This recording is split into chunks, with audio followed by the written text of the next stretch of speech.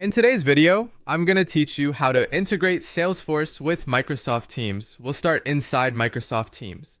Open Teams, then look to the left-hand navigation menu and click Apps.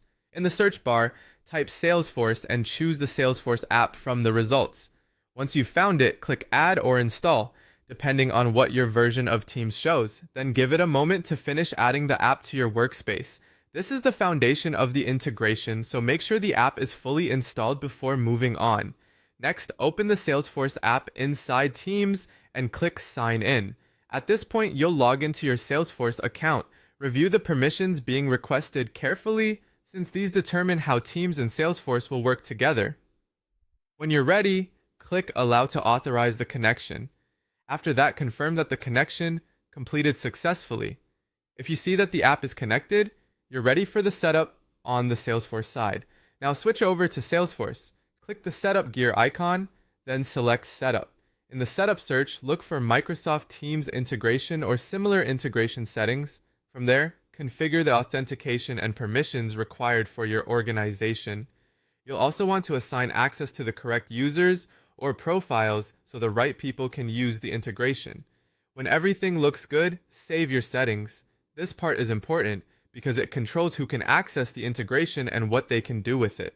Once that's done, go back to Microsoft Teams and open the team or channel where you want Salesforce to appear. Click the plus button to add a new tab, search again for Salesforce, and select the app. You can then choose which Salesforce records, dashboards, or reports you want to display in that team or channel. Click Save to add it.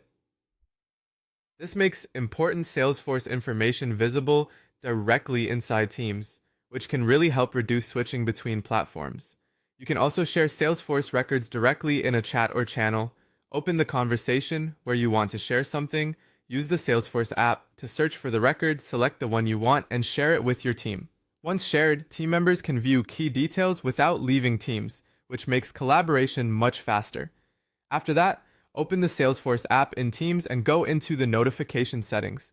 Choose which Salesforce events should trigger alerts such as new leads, opportunities, cases, tasks, or account updates, then save your preferences. This helps your team stay informed in real time. Finally, test the integration by creating or updating a Salesforce record. Check that notifications appear in Teams, test sharing a record in a channel, and confirm that users can access the information they need. If everything works as expected, your Salesforce and Microsoft Teams integration is ready to use.